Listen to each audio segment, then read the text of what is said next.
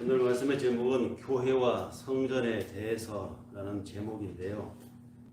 창세기 28장 그리고 마태복음 16장 부분을 발췌해서 우리 함께 읽었습니다. 외부적인 요인에 의해서 또는 내부적인 요인에 의해서 교회가 위기를 겪고 있습니다. 어쩌면 외부적인 요인에 의해서 교회의 위상이 형편없이 떨어지고 비난을 받고 있지만 사실은 따지고 보면 그 외부적인 요인을 촉발시킨 것은 교회 내부적인 요인 때문이죠. 교회가 교회답지 못하니까 세상이 교회를 위해서 기도를 하고 있습니다. 교회가 세상을 위해서 기도를 해야 되는데 세상 사람들이 저러다가 교회 어쩌려고 하고 교회를 안타깝게 기도를 하는 이런 형국이 된 마당에, 그러면 교회를 다니는 사람들은 그 프라이드가 하나님 앞에 이게 높아야 되는데 자존감이 막 떨어져요. 특히 종교 사역, 교회 사역을 하는 사람들은 굉장히 사기가 막 떨어집니다.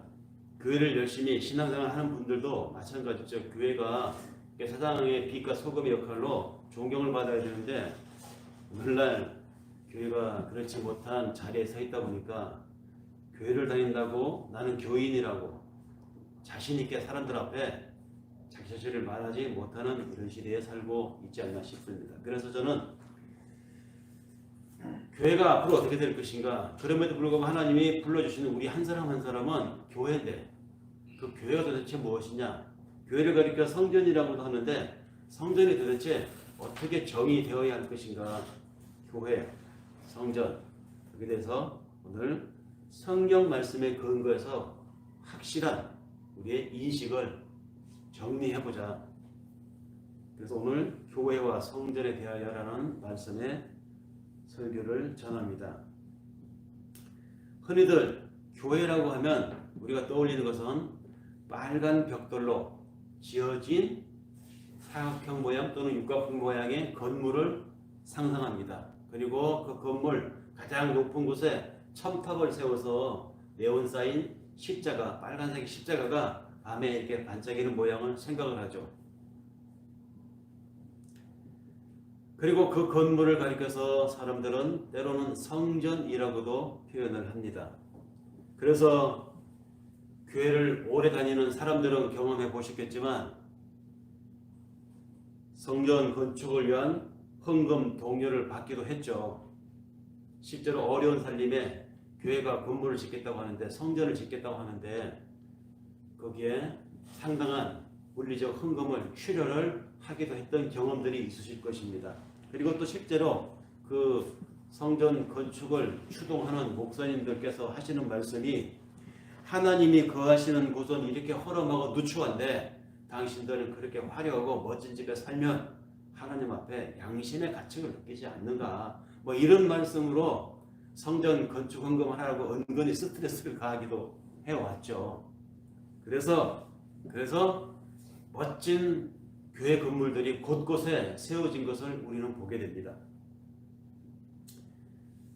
교회를 성전이라고 인식해온 그 바탕에는 이 교회가 거룩한 곳이라고 하는 인식이 깔려있기 때문입니다. 30년 전인가 40년 전만 해도 저희 청년 때는요, 이 교회 강대상 여기 딱 선이 그어져 있어가지고 층이 다르죠. 우리는 여기 한 10cm 정도 높이지만 30-40년 전에는요 강대상이 높았습니다. 그래서 위에서 아래로 내려다보면서 이렇게 설교를 했어요. 그 담임 목사님이 이렇게 막 인상을 쓰면서 네 죄를 네가 알렸다 하는 사또님 같은 언성으로 이렇게 성도들을 향해서 하나님을 대언하느냐 이렇게 막 죄를 질책하고 하면, 그것도 성경 말씀을 끄집어내가지고 막 팍팍 갖다 꼽으면 아이고 하나님은 참 나를 보고 하시는 말씀이구나 하고 우리가 막 팍팍 찢고 했거든요. 그리고 이 강대상에는 아무나 올라올 수 없었습니다. 여기 뭐 악기도 쓸 수 없었어요. 어디 참나만 하나님이 이 성전에 채석 악기를 들고 나팔을 불고 있을 수 없는 일이다 이렇게 생각했고요. 강대상에 올라오는 것도 아무나 올라올 수 없었습니다. 심지어 목회자조차도 강대상에 올라올 때는 벗었던 신발을 벗고 신랑으로 바꾸시고 이렇게 와서 서원했어요. 왜? 여긴 거룩한 곳이라고 생각했기 때문에.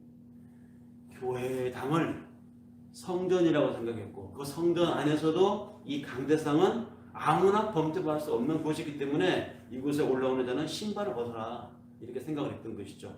모세가 하나님을 만났던 처음 가시나무 뜰기로 임한 하나님 앞에 하나님이 모세에게 뭐라고 그랬습니까? 네가 있는 곳은 거룩한 곳이니 신발을 벗어라 그랬죠.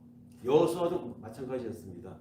모세가 그랬던 것처럼 여호수아가 하나님 앞에 신발을 벗었던 것처럼 성전 그것도 강대상에 올라올 때는 신발을 벗어라 이런 생각이 지금도 어떤 교회 가면 강대상이 굉장히 높죠. 일반에는 함부로 범죄하지 말라는 신의 신성한 경계를 표시하는 의미를 담고 있기 때문에 그렇습니다.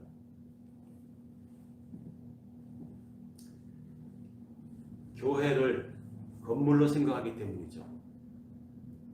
교회가 건물이 아니면 그럼 교회가 뭐란 말인가? 한문으로 쓰면 교회, 해가 모인 해자인데 믿는 사람들의 집합소 그것이 교회가 아니냐? 근데 성경에서 말하는 교회는 전혀 그런 의미가 아닙니다.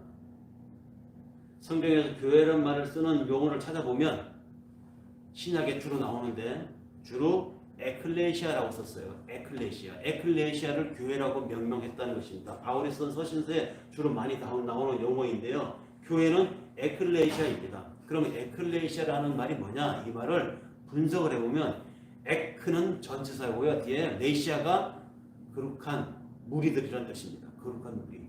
그러니까 레시아 그러면 무엇으로부터 라는 전치사를 설명하고 레시아는 모임, 거룩한 모임들.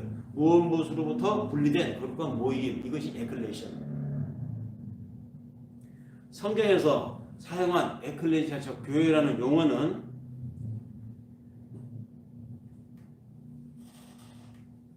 세상으로부터 분리되어진 또는 세속으로부터 건져내어진 거룩한 무리들의 모임 이것이 에클레시아 즉 교회였다는 것이죠. 그 교회들이 모여서 예배드리는 장소가 교회당입니다. 그러니까 교회는 건물이 아니에요. 교회는 에클레시아고 그 에클레시아들이 모여서 예배를 드리는 곳이 예배당입니다. 교회는 예배당 아니에요. 교회 건물은 예배당이고 우리 한 사람 한 사람이 세상적 가치관으로 살지 않고 하나님의 뜻으로 살려고 세속 무리로부터 구별된 존재잖아요. 우리 한 사람 한 사람이 교회입니다. 그 말은 나 한 사람 한 사람 여러분들이 각자가 하나님의 성전인 것이죠. 구약의 이스라엘처럼 성전에 모여서 드리는 그 모인 그 장소 그곳이 성전이라고 구약에서 이야기했지만 신약은 어떻습니까? 우리는 구약을 사는 게 아니잖아요. 신약은 그 성전에 계셨던 하나님이 우리 속에 들어오셨잖아요. 그러니까 우리가 바로 성전이라는 것입니다.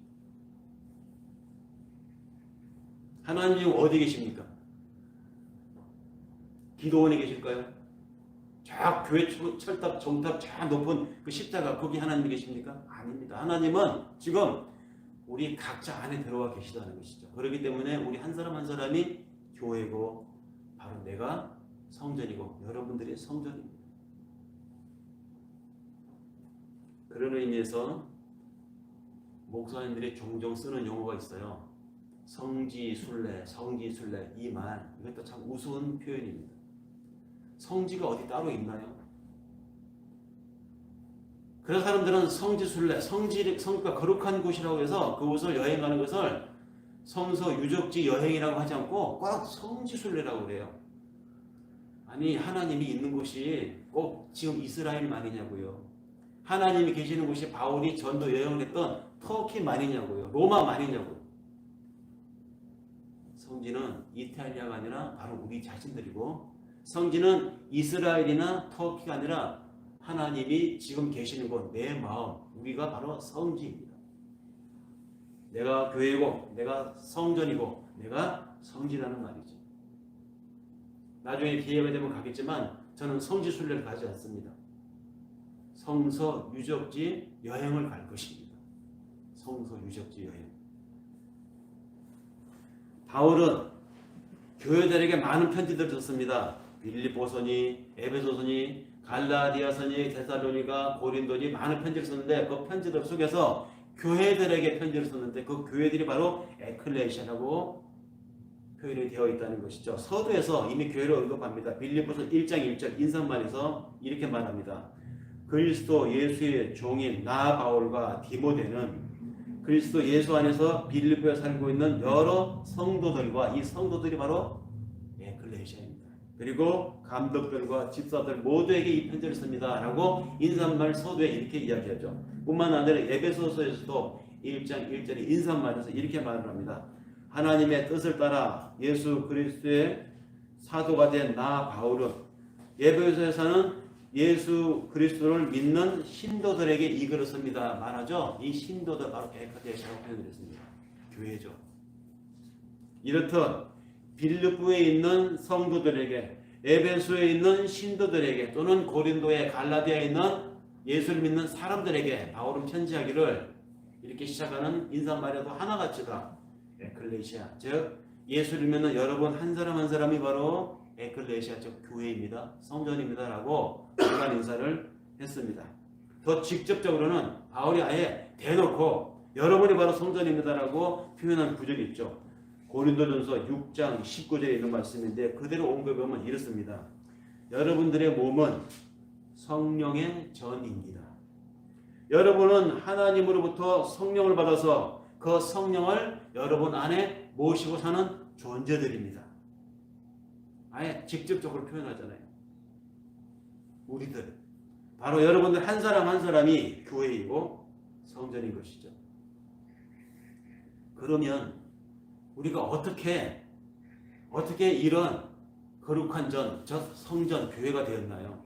우리가 알기로는 하나님은 죄가 없으신 완전한 분이시기 때문에 요만큼이라도 죄가 있는 존재하고는 섞일 수가 없는 분인데, 아니 그 하나님이 하루에도 수십 번 변덕을 부리고 하루에도 수십 번 분노하고 하루에도 여러 번 하나님의 자녀답지 못함을 드러내는 나 같은 이 죄가 많은 존재에게 들어와서 나를 성전에가 부르신다니, 이게 어떻게 된 일입니까? 있을 수 있는 일입니까? 이론적으로 불가능하지 않습니까? 우리가 하나님이 거하시는 성전이 될 수 있었던 이유는 예수 그리스도의 십자가 때문입니다. 예수님은 자신을 가리켜서 스스로 나는 성전이다라고 말씀하신 적도 있습니다. 요한복음 2장 19절에서 21절에 있는 말씀을 옮겨보면 예수께서 그들에게 말씀하시기를 너희가 이 성전을 허물라 그러면 내가 사흘 만에 다시 세우리라. 이 말씀을 듣던 그 장소에 있는 유대 사람들이 말했습니다. 우리가 이 성전을 짓는데 46년이 걸렸거늘 어떻게 당신은 사흘 만에 다시 성전을 세울 수 있다고 말합니까? 그러자 성서 기자가 부연하여 설명하기를 저가 이렇게 말씀하시면 예수 그 자신이 성전임을, 즉 예수 그 자신의 몸이 성전임을 두고 하신 말씀이라고 해석까지 붙이고 있어요.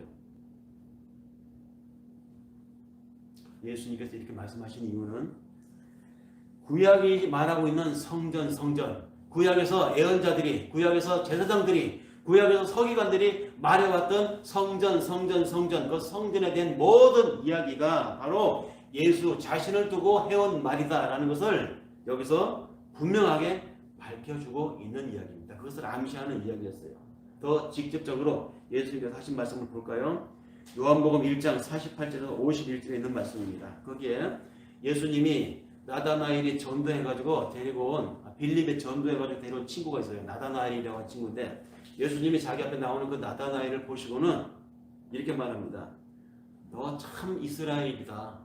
네가 진짜 이스라엘이다. 이렇게 말씀하셨어요. 그러자 나다나엘이 아니 제가 선생님을 처음 뵙는데 어떻게 저를 아십니까? 라고 하니까 예수께서 대답하셨습니다. 빌립이 너를 부르기 전에 네가 무화과 나무 아래에 있는 것을 내가 보았노라. 이스라엘 사람들이 무화과 나무 아래에 있을 때는 어떤 데인지 아십니까? 그 무화과 나무 바람이 선선히 부는 거늘진 그 안에서 앉아있는 사람들은 주로 율법, 하나님의 말씀을 외우고 읽을 때 그 장소에 있는 것입니다. 그러니까 이 나다나엘이라는 이 사람은 평소에도 시간 나는 대로 하나님의 말씀을 수시로 연구하고 묵상하는 사람이었어요. 근데 자기 앞에 나오는 나다나엘을 보고 예수님이 말씀하시기를 네가 무화과 나무 아래에 있는 것을 내가 보았노라 이렇게 말씀하니까 자기가 평소에 하던 행동을 이 랍비가 알고 있는 거예요. 그래서 나를 어떻게 아십니까? 이런 대화가 오간 것입니다. 놀라는 나다나엘에게 예수님이 한마디 더 합니다. 나다나엘이 자기가 알아보는 예수에게 그랬거든요. 선생님이야말로 진짜 하나님의 아들이십니다. 진짜 당신이야말로 이스라엘에 우리가 기다려왔던 지도자 왕입니다 라고 말하니까 그의 나다나엘에게 예수님이 한마디 더해 말씀하시기를 네가 무화과 나무 아래에 있는 것을 보았다고 말하기 때문에 네가 지금 나를 왕으로 믿느냐? 이것보다 더 큰 일을 네가 앞으로 보게 될 것이다. 그러면서 나다나엘을 포함한 주위에 있는 사람들을 불러보면서 이렇게 말씀하십니다. 내가 진정으로 너희들에게 말하는데 너희는 하늘이 열리고 하나님의 천사들이 인자 위로 오르락 내리락 하는 것을 보게 될 것이다. 이런 더 어마어마한 일을 보게 될 것이다. 이렇게 첨언을 하여 말씀하십니다. 예수님은 나다나엘을 가리켜서 또는 그 나다나엘을 포함한 그 주변에 있는 제자들을 가리켜서 말씀하시기를 내가 바로 하나님의 집 성전이다 이렇게 말씀하시는 것이죠. 하나님의 집 성전을 구약의 히브리어로 말하면 베이트 엘입니다. 엘은 하나님이죠. 베이트는 히브리어로 집이라는 뜻입니다. 그러니까 베이트 엘 줄여서 빨리 발음하면 베델이 되는 것입니다. 이 베델이 어디에 나옵니까? 함께 읽은 창세기 28장에 나오죠. 거기 보면 야곱이 형 에서에게 사기치고 죽을까봐 도망을 치다가 그 광야에서 돌베개를 베고 잠을 청하게 되죠. 깜빡 잠에 들었습니다. 근데 잠을 들었는데 잠든 그의 꿈속에서 환상을 보게 됩니다. 하늘문이 열리고 그 열린 하늘문으로 사다리가 서 있는데 그 사다리가 꼭대기가 하늘에 닿아 있더라는 것입니다. 그런데 더 놀라운 것은 하늘에 닿은 그 사다리 꼭대기에 하나님의 사자들이 오르락 내리락 하는 것을 야곱이 본 거예요. 야곱이 잠에서 깨어나고 이곳이 내가 잠들었던 여기 이 장소가 바로 하나님이 계시는 곳이다 해서 그것을 하나님의 집, 즉 베이트 엘이라고 이름을 정한 것이죠. 그 지명은 원래 이름은 루스드라였습니다. 근데 그것을 야곱이 의미를 부여한 것이죠. 여기는 하나님이 계신 곳이다. 그때부터 베델은 하나님의 집이라는 말로 통해 왔던 것이죠. 그런데 예수께서 제자들에게 나다나엘에게 지금 바로 그 베델이 구약에서 말하던 야곱의 이야기가 아브라함에게 약속했던 그 약속의 이야기가 선지자들이 말한 회복할 하나님의 나라 이 땅에 온전하게 이룩된 시온성 그것이 바로 나를 가리킨 말이었다라고 자신을 그 베델이라고 말씀하고 소개하고 있는 것입니다. 진짜 성전은 바로 예수 그리스도임을 성경은 증언하고 있죠. 성도는 그 예수 그리스도의 피 흘림으로 말미암아 구원받은 존재들입니다. 즉 우리가 바로 그 성전이신 베델이신 예수님과 연합하여 성전이 된 것이라는 말이죠. 이로써 우리가 하나님이 거하실 수 있는 성전적 거룩한 전이 되었다는 것입니다. 비록 이 예배를 마치고 나가면 또 분노해서 화를 낼 수 있고 또 참을성이 없이 작은 것에 분개하고 하는 우리들입니다. 그러나 그런 부족함, 그런 허물, 그런 죄성까지도 예수의 사건을 위해서 우리가 다 미리 땡겨서 죄 사함을 받은 존재, 우리는 성전인 것이죠. 그러니 교회나 건물은 성전이 아닙니다. 성경은 교회를 가리켜서 예수가 피로 값주고 사신 존재이다. 즉 우리를 그렇게 표현합니다. 사도행전 20장 28절의 말씀을 확인하여 옮겨보면 여러분은 자기 자신을 스스로 살펴보시기를 바랍니다. 또 양떼를 잘 보살펴 주시기를 바랍니다. 성령이 여러분들을 양떼 가운데로 감독자로 세우셔서 하나님께서 자기 아들의 피로 사신 교회를 피차 돌보게 하였습니다. 하나님을 믿는 사람들을 향한 기록자의 말입니다.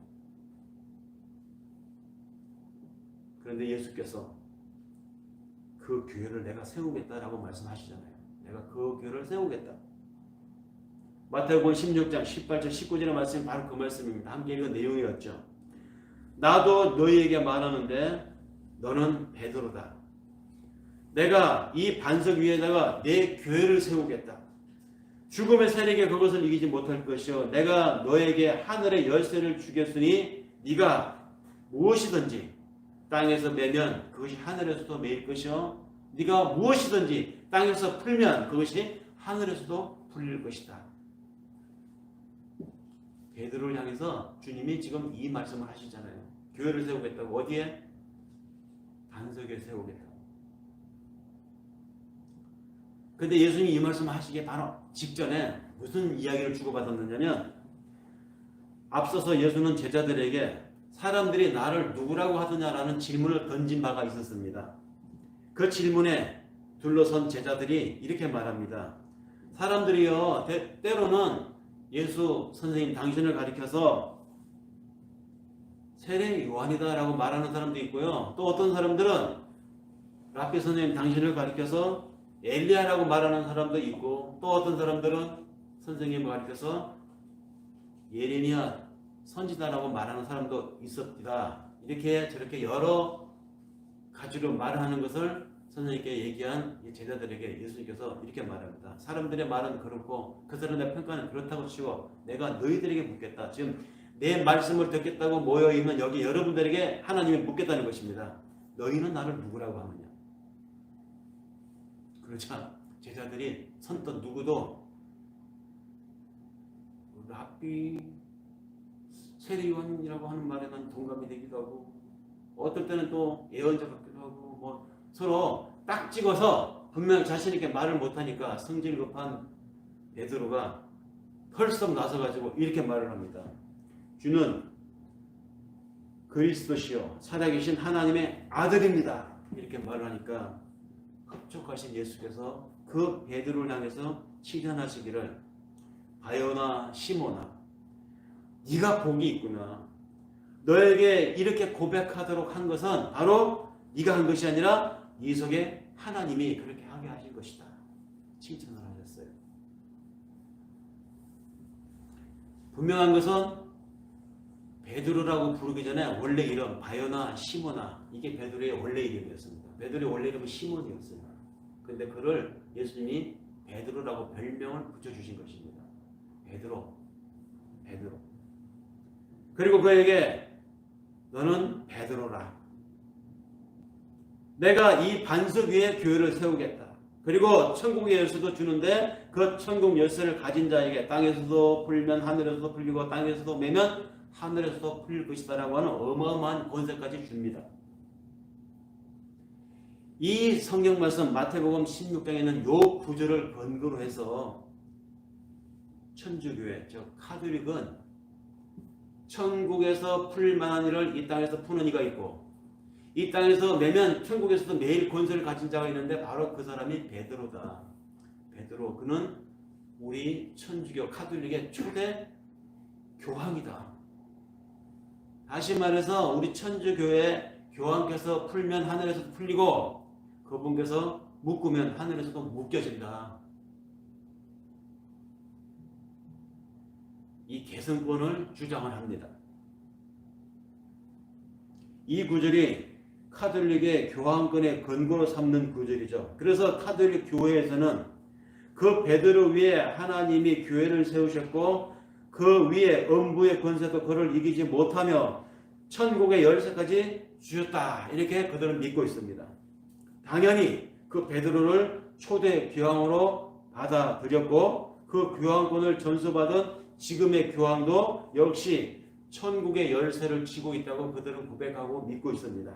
그래서 그들은 그 교황을 가리켜서 교황 성하 이렇게 부르죠. 교황 성하. 아니 폐하도 아니고 전하도 아니고 성하. 이건 뭐 존칭 중에서도 극존칭입니다.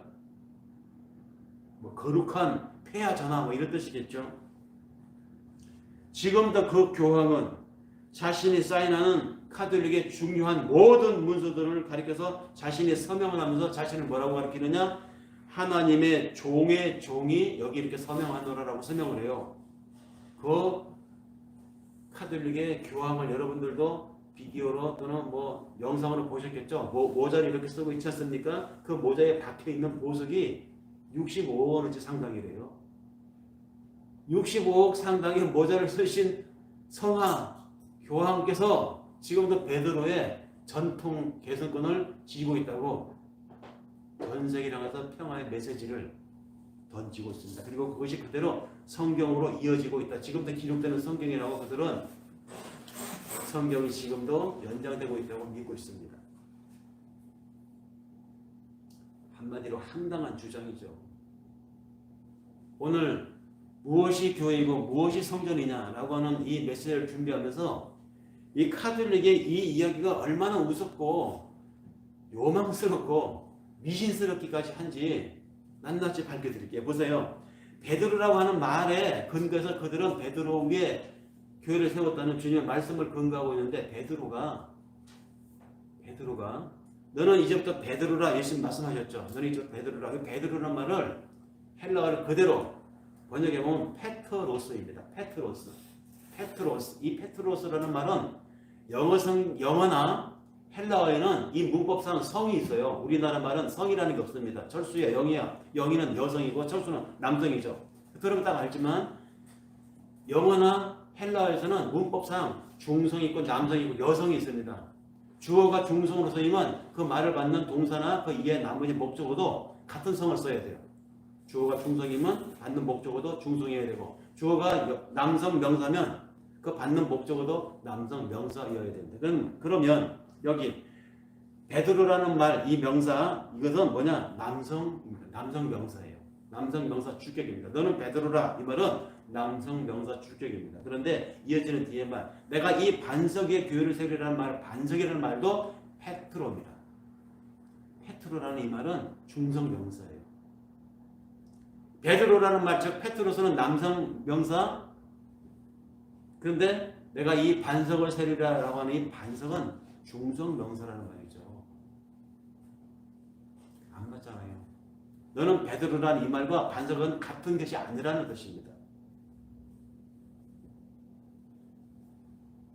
너는 베드로라 내가 이 반석 위에 교회를 세우리니라는 이 말씀에서 반석은 중성 명사입니다. 여기에 반석은 베드로가 한 고백을 받는 말입니다. 다시 말해서 주는 그리스도시요 살아계신 하나님의 아들이다 라고 하는 베드로 즉 바요나 시몬의 그 고백 위에 주님이 교회를 세우시겠다는 것이지 너 베드로라고 불리는 너 이제부터 너희 위에 인간 베드로 네 위에 교회를 세우겠다 이 말이 아니에요. 그러면 베드로가 그런 고백을 안 했으면 만약에 나다나엘이 그 고백을 했으면 나다나엘의 그 고백에 교회를 세웠겠죠.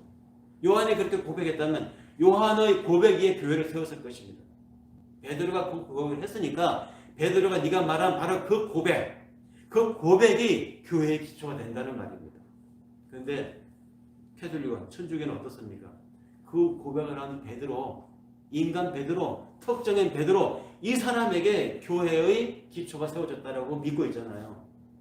만약에 그들의 믿음대로 그렇다면 그럼 그 다음에 이어지는 예수님이 하신 말씀은 어떻게 해석할 것입니까? 예수님이 말씀하시잖아요. 네가 잘했다. 네가 이렇게 고백한 거 정말 제대로 된 고백이야. 이거 네가 한 거 아니지? 하나님이 네 속에 들어와서 하는 얘기야. 네가 복이 있다. 이렇게 말씀하셨는데 좀 지나서 예수님은 내가 이제 좀 이따 고난을 받고 내가 죽어야 될 것이다 이렇게 말하니까 베드로가 뭐라고 해요? 자신들의 입지를 세워주고 자신들의 출세를 보장해줘야 될 이 주님이 죽는다고? 아이 이게 있을 수 없는 일이야. 그러면 내 앞길은 어떻게 될까? 안 돼. 주님 그런 일은 주님 앞에 일어날 수 없습니다. 일어나서 안 됩니다. 아니 일어난다고 하면 우리가 막을 것입니다. 그때 주님이 그 베드로를 향해서 뭐라고 그럽니까? 사탄아 꺼져라 이렇게 말하잖아요. 베드로를 향해서 너는 하나님 일을 생각하지 않고 사람의 일만 생각하는구나. 너는 내가 가려고 하는 그 길에 걸림돌이다 이렇게 말합니다. 이거 어떻게 해석할 거예요? 그 베드로에게 주님 하신 질책인데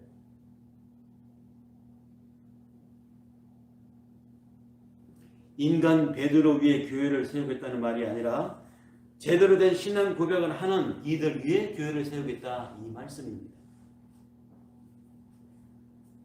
베드로만이 아니라 주는 그리스도시요 살아계신 하나님의 아들이요 내 인생의 주인입니다라고 고백하는 모든 사람들 위에 하나님의 교회는 출발한다는 말입니다.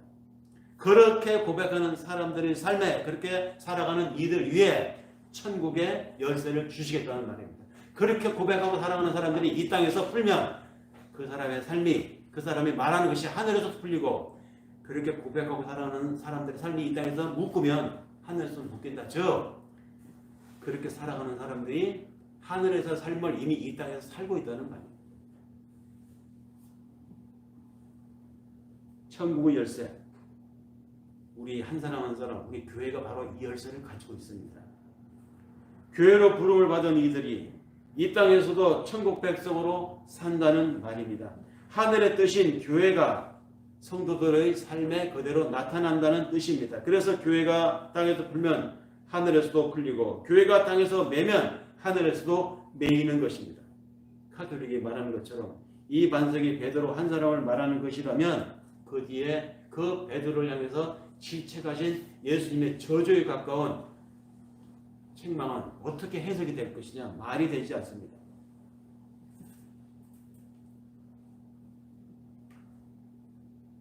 어떤 경우에 베드로가 예수로부터 네가 복이 있구나 이런 칭찬을 받았고 어떤 경우에 그 베드로가 예수로부터 사단아 내 뒤로 꺼져라 라는 말을 들었습니까? 성경은 거기에 대해서 분명하게 우리에게 말해주고 있습니다. 사람의 생각으로 예수를 섬긴다고 할 때는 사람의 생각으로 사람의 뜻으로 하나님을 섬긴다고 할 때는 예수님은 그런 사람을 향해서 내 뒤로 꺼져라 라고 말할 것입니다. 사람의 생각을 배제하고 하나님의 뜻을 내세워서 내가 교회를 봉사하고 하나님의 뜻을 내세워서 내가 내 인생을 하나님 앞에 드립니다라고 할 때 네가 복이 있구나라고 예수님이 베드로를 칭찬했던 것을 우리는 볼 수 있습니다. 이렇듯 복음을 제대로 알고 성경을 제대로 이해하고 고백하는 자들 위해 교회를 세우시는 것입니다. 그런 이들에게 천국의 열쇠를 맡기는 것이죠. 마태복음 18장 15절에서 18절의 말씀을 옮겨보면 네 형제가 너에게 죄를 짓거든 가서 단둘이 있는 자리에서 그에게 성심껏 충고하라. 그가 네 말을 듣지 않으면 네가 함께하는 너의 성도들을 데리고 가서 또 그를 권면해라. 그래도 그가 말을 듣지 않거든 교회 전체가 나서서 그를 권면하라. 그가 그 교회의 말조차 듣지 않거든 너희는 그를 이방 사람이나 세리처럼 여겨버리라. 내가 진짜 너희에게 말하는데 무엇이든지 너희가 이와 같이 땅에서도 매면 하늘에서도 매일 것이요 땅에서도 풀면 하늘에서도 풀릴 것입니다. 같은 맥락의 이야기입니다. 내가 어떤 사람을 하나님의 말씀에 근거해서 우리의 구원이 이렇습니다. 그러니까 우리가 하나님 믿고 살아야 됩니다라고 말을 하는데 그 사람이 말을 안 들어. 웃기지 마. 그건 니네들을 믿는 것이지. 너나 그렇게 믿고 천국 가. 이렇게 말하면 거부하면 내가 여기서 풀려고 했는데 안 풀리는 것이죠. 그럼 그 사람에게 하늘에서도 안 풀리는 겁니다. 내가 어떤 이에게 다가가서 위로하고 그에게 하나님의 말씀을 전하고 성경 말씀으로 위로를 해줬더니 그가 하나님을 알게 되고 믿음을 갖게 되었습니다. 그래서 그도 하나님을 믿는 사람이 되었습니다. 그러면 뭐죠? 내가 이 땅에서 풀었어. 그 사람이 하늘에서 풀리는 거예요. 그렇게 했는데도 여러 사람이 가서 권면하고 그렇게 많은 공을 들이고 그렇게 많이 정성을 쏟아서 열성을 다해서 전도했는데도 불구하고 그가 받아들이지 않으면 그는 하나님을 모르는 세리처럼 이방인처럼 여겨라. 저를 위해서 여러분들이 풀려고 했는데 안 풀리니 저의 인생도 하늘에서 풀리지 않는 것이다. 하나님이 저를 택하지 않았다는 것입니다. 하늘에서 땅에서 매면 하늘에서 매일 것이요 땅에서 풀면 하늘에서 풀리라. 이것은 무슨 요술 주머니처럼 내가 모든 것을 가지고 있는데 너 사업 성공하게 내가 기도해 줄게. 하늘에서 풀려. 이 얘기가 아니에요. 구원에 대한 이야기입니다. 전도에 대한 이야기예요. 이 말씀은 베드로 한 사람에게 주어진 것이 아님을 우리는 확인했습니다. 교황에게만 주어진 열쇠도 아님을 성경 말씀을 바탕으로 확인했습니다. 바로 교회, 우리들에게 주어진 권세고 영광이죠. 우리가 그래서 여기서 매이면 하늘에서 풀리고 우리가 여기서 풀면 하늘에서도 풀린다. 즉 우리가 전도해서 그 사람이 구원을 받아들이면 하늘에서도 그 사람의 구원이 연결되는 것이고, 우리의 전도 하나님 말씀을 거부하면 하늘에서도 그의 삶이 거부당한다, 이 얘기입니다. 이건 엄청난 권세입니다. 예수께서 부활하셔서 제일 먼저 사도들과 많은 사람들 찾아가서 하신 말씀이 있죠. 요한복음 20장 22절에서 23절에 여기 나와 있는데요. 그대로 다시 한번 확인해 보면, 아버지께서 나를 보내신 것 같이 나도 너희를 세상으로 보내노라. 너희가 성령을 받으라. 너희가 누구의 죄든지 사해주면 사해질 것이요 사해주지 않으면 그대로 남아있을 것이니라. 이 말씀을 예수님이 왜 하셨을까요? 우리는 하나님의 자녀가 될 것임을 내가 태어나기 전에, 성경에 보면 언제 그걸 작정했습니까? 창세전에 작정했다고 하잖아요. 내가 2020년 누구를 만나서 어떤 사람에게 전도를 하고 어떤 사람에게 하나님 말씀을 전할 것인가를, 그리고 이 말씀을 받을 그 사람이 언제 어디서 어떤 장소에 이미 다 하나님이 예정과 작정되어 있다는 것입니다. 내가 태어나기도 전에 하나님은 그렇게 이미 하나님이 구원받은 자로 작정한 우리를 세상으로 보내서 세상을 향해서 구원사에게 동참시키실 것을 작정하셨고, 그리고 우리로 그것을 전하게 하셨어요. 창세전에 이미. 문제는 우리가 내 앞에 있는 어떤 사람들이 구원받은 사람인지 하나님이 예정한 사람인지 하나님이 유기한 사람인지 우리는 모른다는 것입니다. 저 사람이 하나님이 예정한 사람인지 하나님이 버린 사람인지 몰라요. 모르기 때문에 우리는 때를 얻든지 못 얻든지 기회가 되는 대로 일단 전해야 되는 것이죠. 그래서 그 사람이 구원받고 안 받고는 나의 할 바를 통해서 하나님이 하신 일이지, 해봐야 소용없어, 나 너 손 털었어 라고 우리가 선언할 것은 아니라는 것입니다. 하나님께 맡기는 것이죠. 그것이 땅에서 매면 하늘에서 매이고, 너희가 땅에서 풀면 하늘에서도 풀린다는 이야기입니다. 우리는 이미 하나님의 백성으로 하늘의 삶을 이런 방식으로 이 땅을 살아가고 있는 교회입니다. 성전입니다. 하나님의 거룩한 무리들입니다.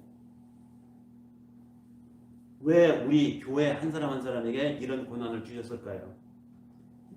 계시록 3장 7절의 말씀을 공겨봅니다. 빌라델비아 교회의 천사에게 이렇게 써 보내라.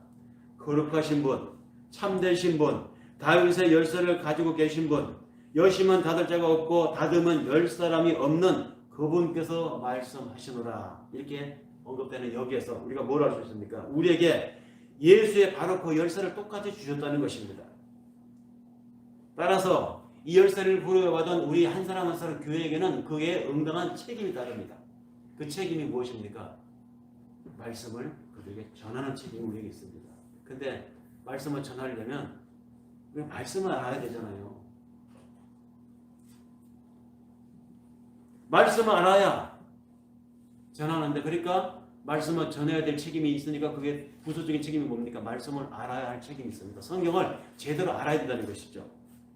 성경이 무엇을 설명하는지도 모르면서, 교회인 우리에게 무엇을 요구하는지도 모르면서 나는 교회다, 나는 거룩한 하나님의 성전이라고 말한다면 그건 코미디입니다. 가서 전했다가 그 성경의 어느 구절에 어떤 부분은 이런 말씀이 있던데 당신은 그것을 그럼 나한테 설명해 보셔라는데, 그러면 그거에 대해서 설명해보다 우물쭈물하면 얼마나 우스워요.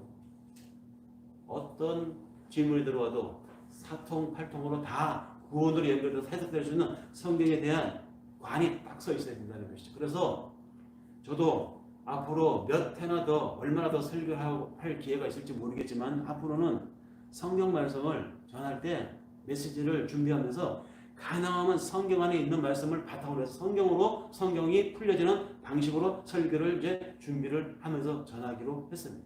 무슨 유명한 고전의 말씀, 어떤 문학가의 멋있는 말을 자주 옮겨서 여러분들에게 말씀 중심에 섞어서 전하긴 했습니다만은 지나가 보니까 그런 말은 책 한 권 사서 읽으면 다 들을 수 있는 말인데 교회에서 예배 때 들을 수 있는 것은 결국 성경밖에 없더라. 그래서 가능하면 성경에서 시작해서 성경으로 끝나는 성경 중심의 설교를 준비하여 전하려고 합니다. 그렇게 듣다 보면 성경으로 깨어지는 구술의 이 보배가 동서남북 사통팔통 다 통할 수 있는 말씀으로 정리가 되지 않겠습니까? 물론 기회되는 대로 여러분들 집에서 가정에서 성경을 읽으셔야 되겠죠.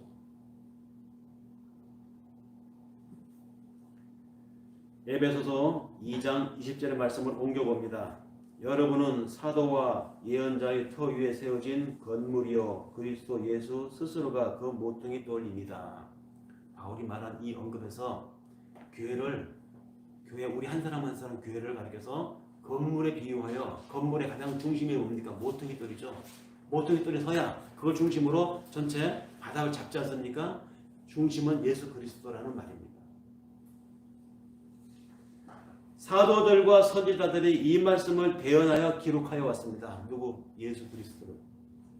교회는 말씀 위에 말씀으로 세워지는 곳입니다.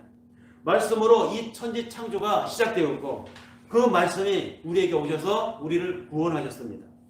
교회는 이렇게 하나님의 말씀으로 시작되어서 말씀으로 끝나는 것입니다.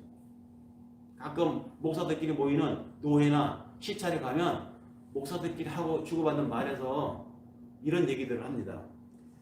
요번에 교회를 건축했는데 말이야. 역시 교회는 돈 있는 장로 몇 사람, 재정적 능력이 되는 권사님 몇 사람이 있어야 교회는 짓겠더라고. 그럼 목회자는 그런 사람들을 유치하기 위한 유능한 행정가이어야 한다는 것입니다.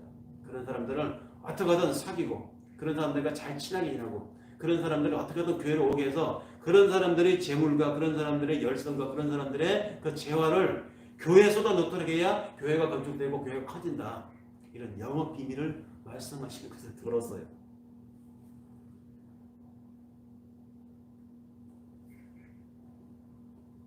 교회는 부자들이 운영하는 곳이 아닙니다. 교회는 능력 있는 경영인이 운영하는 것도 아닙니다. 교회는 예수가 주인이고 교회는 예수가 이끌어가는 곳이고 예수께서 직접 말씀하시지 않았습니까? 교회를 가리켜서 내 교회다. 내 교회다. 교회는 시작도 예수고 진행도 예수고 그 끝도 아마 예수로 비결될 것입니다. 내 안에 모신 예수, 여러분 한 사람 한 사람이 교회고 여러분들이 하나님이 거하시는 거룩한 성전임을 비록 모이는 예배당의 모양이 후패전하다 갈지라도 우리 눈에 보이는 이 교회 건물이 많이 앞으로 사라져간다 할지라도 여러분들은 어디에 있든지 어느 곳에서 살든지 우리 속에 거하시는 하나님이 나에게 명령하시고 내 행동 결정의 준거 틀이 된다면 여러분이 한 사람 한 사람이 그곳에서 성전이요 교회임을 잊지 않기를 바라면서 오늘 이 말씀을 전합니다. 기도하겠습니다.